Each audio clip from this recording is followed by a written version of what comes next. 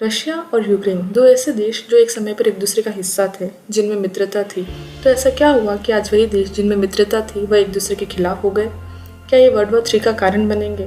और आखिर ये लड़ाई रशिया और यूक्रेन के बीच है या रशिया और अमेरिका के बीच? आइए जानते हैं। दुनिया का कोई भी देश ये नहीं चाहता कि उसे कभी वॉर का सामना करना पड़े। इनफैक्ट रशिया जो अभी अटैक कर रहा है वो भी ये बात बहुत अच्छे से जानता है कि वॉर से कंट्री खुद को रिस्क में डाल देती है। तो आखिर ऐसे क्या कारण थे जिनकी वजह से रशिया ने यूक्रेन पर हमला किया?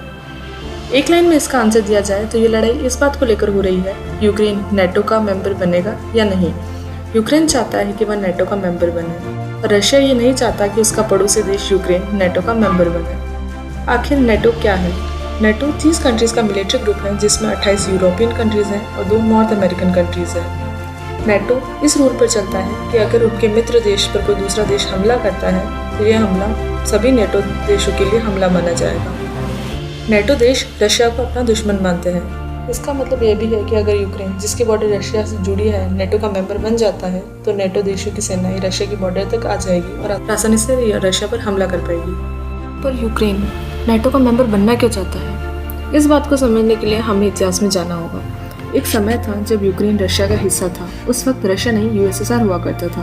1991 में जब यूएसएसआर का डिवीजन हुआ तो 15 नए देश बने, जिनमें से यूक्रेन भी एक था। यूक्रेन भले ही रशिया से सेपरेट हो गया था, पर वो चलता रशिया के हिसाब से ही था। 1996 में यूक्रेन ने बुडापेस्ट मेमोरेंडम पर साइन किया, जो कि सिक्योरिटी अश्योर करता है, और इसके बदले उसने अपने सारे न्यूक्लियर बॉम्ब रशिया को दे दिए। वही रशिया, जिस पर यूक्रेन ने अपनी सिक्योरिटी का भरोसा किया, आज उसके खिलाफ लड़ रही है। अपने सारे न्यूक्लियर बॉम्ब रशिया को देना यूक्रेन की एक बहुत बड़ी गलती मानी जा रही है। सोचिए, अगर वो न्यूक्लियर बॉम्ब आज यूक्रेन के पास होते तो ये पूरा सिनेरियो ही अलग होता। 2014 से पहले रशिया और यूक्रेन के रिलेशंस काफ़ी अच्छे थे, क्योंकि यूक्रेन की जो सरकार थी वो रशिया की कठपुतली सरकार थी और रशिया के हिसाब से चलती थी। यूएस और यूरोप में इतना दम नहीं था कि वो यूक्रेन को बहला सके। तो 2014 में ऐसा क्या हुआ कि रशिया और यूक्रेन में दूरियां आ गई और यूक्रेन का झुकाव यूएस और यूरोप की तरफ हो गया।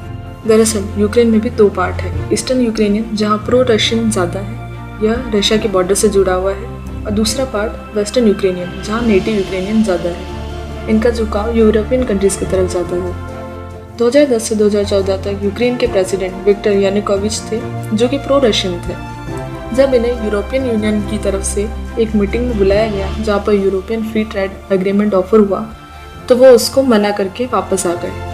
इसकी वजह से इनके खिलाफ यूक्रेन में जमकर प्रोटेस्ट हुआ, जिसकी वजह से विक्टर को अपनी जान बचाकर भागना पड़ा और बाद में रशिया में जाकर शरण ली। इसके बाद जब यूक्रेन में प्रो रशिया की सरकार नहीं रही तो यूक्रेन यूएस और यूरोपियन कंट्रीज़ की तरफ झुकने लगा, और ये बात रशिया को पसंद नहीं आई और दोनों देशों के बीच दरार आ गई। यूक्रेन नाटो के मेंबर इसलिए भी बनना चाहता है ताकि वो सेफ हो सके, क्योंकि उसका सैन्य बल कमज़ोर है। यूक्रेन एक बार पहले भी अपनी सिक्योरिटी के बदले अपने सारे न्यूक्लियर बॉम्ब को रशिया को देकर गलती कर चुका है, और वह अपनी इस गलती को दोहरा रहा है, यह सोचकर कि अमेरिका उसे सिक्योरिटी देगी अगर वह नाटो का मेंबर बन जाता है तो। दरअसल यूक्रेन तो एक मोहरा है, असली लड़ाई तो रशिया और अमेरिका के बीच ही है। अमेरिका जानता है कि यूक्रेन कमज़ोर है और रशिया से अकेले नहीं लड़ सकता, जिसका फ़ायदा उठाकर अमेरिका यूक्रेन को सिक्योरिटी का हवाला देकर नाटो से जुड़ने पर मजबूर कर रहा है, ताकि वह रशिया के बॉर्डर पर अपनी मिलिट्री की सेना पहुँचा सके, ताकि भविष्य में अमेरिका बड़ी आसानी से रशिया के खिलाफ लड़ सके। वही रशिया इस बात को जानता है कि यूक्रेन नाटो से मिला तो ये उसके लिए घातक होगा। रशिया के कई पड़ोसी देश जो कि रशिया के बॉर्डर से जुड़े हैं, जिनमें एस्टोनिया, लात्विया पहले से ही नाटो के मेंबर बन चुके हैं। ऐसे में रशिया यूक्रेन का भी नाटो से जुड़ना बिल्कुल सहन नहीं कर सकता। पता नहीं ये लड़ाई क्या अंजाम लेगी। क्या ये वर्ल्ड वॉर 3 का कारण बनेगी? लड़ाई चाहे रशिया यूक्रेन के बीच हो या रशिया या अमेरिका के बीच, इसका नुकसान पूरे विश्व को उठाना पड़ेगा।